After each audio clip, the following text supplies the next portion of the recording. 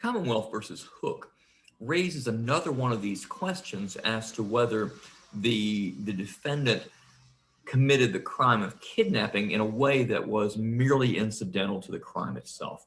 And this is a prosecution for rape. So rape and robbery will be the two examples where it really does come up the most often, where, there's a plausible argument that the detention was no more than necessary to commit the underlying crime. Now, of course, understand no one wants to put a medal on anyone for committing either of these other crimes.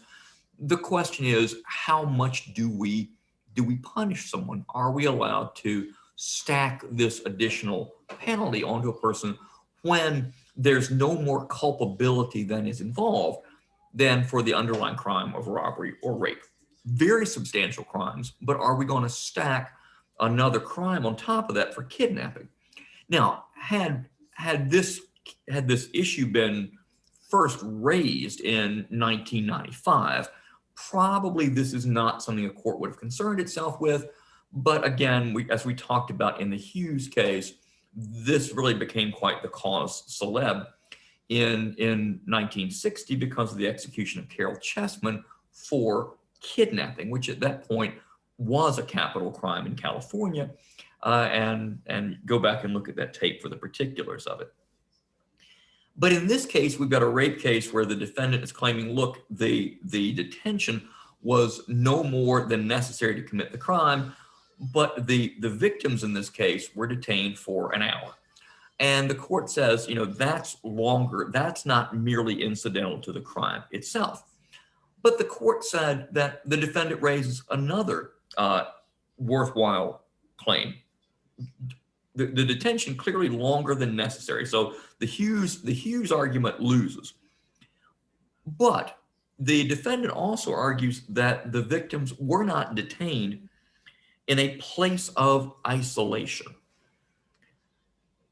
Why? This was an apartment. The court says that this was an apartment that people were in and out of all day long, that this was an apartment where it was attached to a store, a second floor of a store, that relatives came and went from this apartment all day, that in fact they were expecting the dry cleaner to come in and drop off some things, and that because people had regular access to this apartment day in and day out, that the victims were not in a place where they were secluded from society and therefore were distanced from help, people who could have come to their rescue. So it seems like it could, it seems kind of borderline actually, but the court says that the nature of this particular apartment, most people's apartment wouldn't fit this description. The nature of this particular apartment, according to the majority, made it such that this really wasn't a place of isolation. This was a place of hustle and bustle. This wasn't the store itself. This wasn't, the giant eagle, but it was a place where there was constant traffic in and out all day long, and